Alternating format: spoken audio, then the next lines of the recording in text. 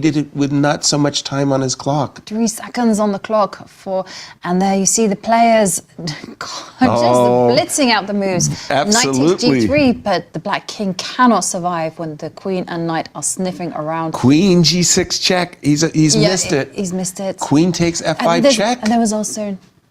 He blundered his... Magnus blundered his... God! What the heck did Magnus just do? He blundered his queen. What a shock.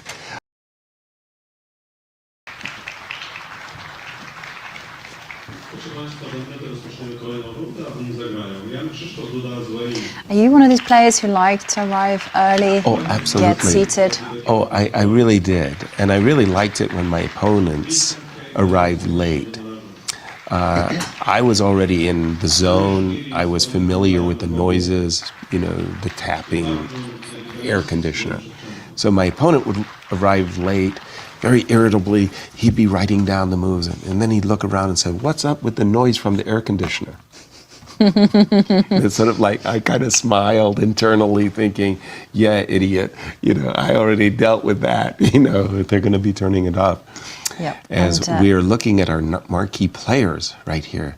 And for Nodirbek, I wanted to say his loss in the blitz, I think for him especially, he prides himself on being a great blitzer.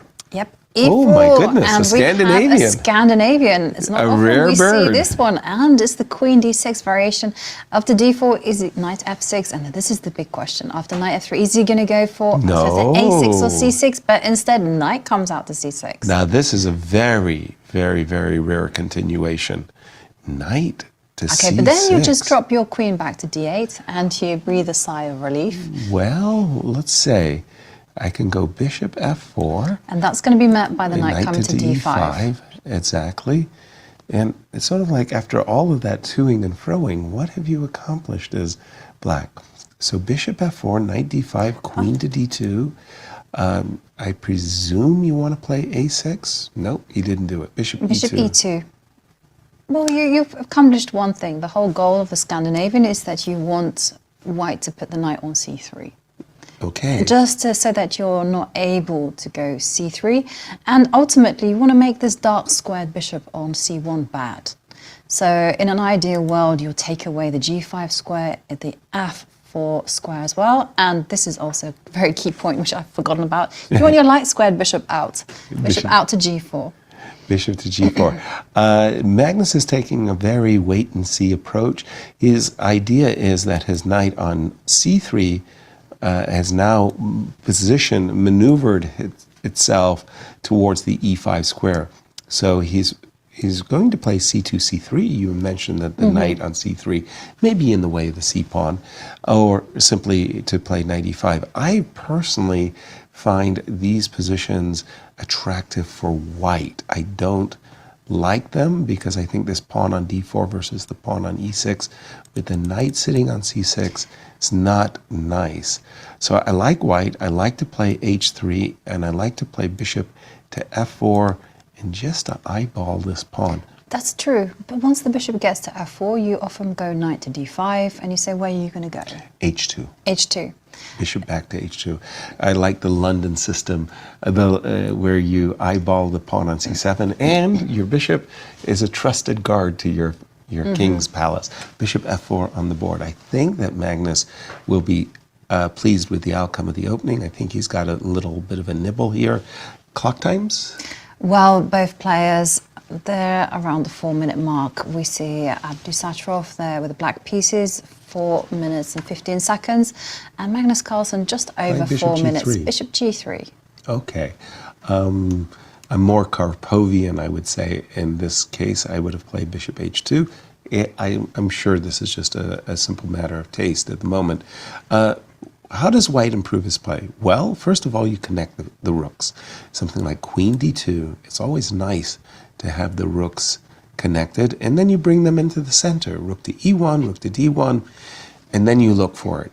Yeah. Am I going to play knight e5? Am I going to play for c4? Well, that helps answer the question. Yeah, that certainly does answer your questions, because I thought black was simply going to go bishop f6, do exactly the same, queen d7, and just be very Kind of wait comfortable around. playing with less space, waiting for white to react. But b5, For me, that was a very, very big consequential move, because you, Right. first of all, you create a target. You're asking white, please come and attack me with a4. Secondly, you're weakening, very, very much so, the c5 square. So bishop d6, I think it's natural for white And to knight. now play knight e4, target the c5 square. yeah. And one thing I would absolutely not advocate is bishop takes bishop, because then white will simply capture with the pawn.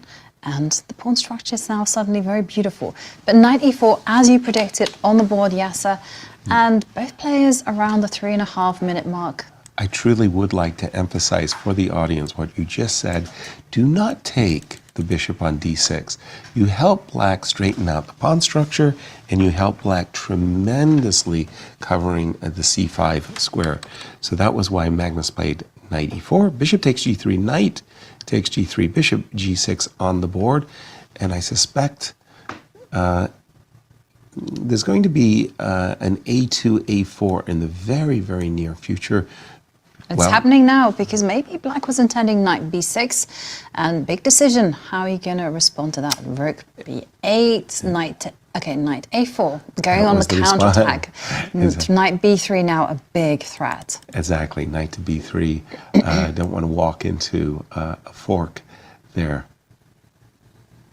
That move is kind of That's annoying, isn't disconcerting for sure. I'm thinking rook a3, that would defend the square c4. It kind of invites knight c4, I want to say. Yeah, but that's the thing, you know, the other rook will come to b8, and then knight c4 is in the air. Well, Okay, queen to d1, and now b4 played. I'm not 100% convinced yet, unless there's knight e5. Knight e5 might be the way to kind of get the initiative back a little bit. The last few moves, black, although I must say this knight on a5 is It's not making a great impression. No, it and we isn't. do see c5 played, and also on my board given an exclamation Really? point. Yes. Your board loves it. My huh? board absolutely adores it, and now the bishop drops back to c. No, I F1. mean queen d1 really didn't make a good impression, because now black has taken over the initiative in the center. Yeah, and most especially the what white had hoped to achieve with his queenside majority is past. He doesn't have, okay, but here there's a very clever move, I think, on tap for Magnus. Knight to e4. Knight to e4 forks the queen, and it also threatens to play knight takes c5. If it provokes bishop takes e4, he gets to play rook takes e4, and tactically he defends the pawn on d4 very, very nicely. I think knight e4 was necessary, and a very good move, in fact. And now, because of your idea of knight takes c4, you've got to take I knight. think, yeah, and that bishop on g6 was actually really good. It was eyeballing d3 and making, whoa. Whoa, okay. No, C takes d4. rook takes d4. Rook takes d4. The queen has to move. I guess it's comfortable on c7 as well as e7. For some reason, that move, I was repelled by it. Somehow I didn't. Was it didn't even enter legal? my radar as well. Exactly. But rook takes d4, Rook takes d4. the most natural move. Absolutely. No, I don't think you want to play queen d2, knight b3, and go down that rabbit hole. Rook takes c4, queen e7 or c7. I haven't made up my mind. Let's put the queen on c7 just to cover f4. f4. Queen back to c7, protecting the knight on f4. Looks like the right way to go. Well, Magnus going g3. No, Magnus wants to get rid of this knight first. He's definitely going to recapture the pawn, but his idea is that after a trade on d8, that his bishop will actually be very, very useful on the slung diagonal. I can't fault him for that one. Queen to c7. I hadn't made up my mind myself. Whoa, c4.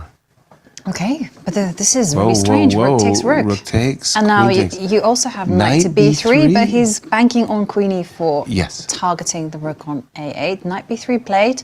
Queen e4. Well, we move our rook. Let's say, I don't know. Let's say rook to b8. Yes, just he wants to play knight takes c5, and he's won a pawn. Has Nodirbek. Queen c4.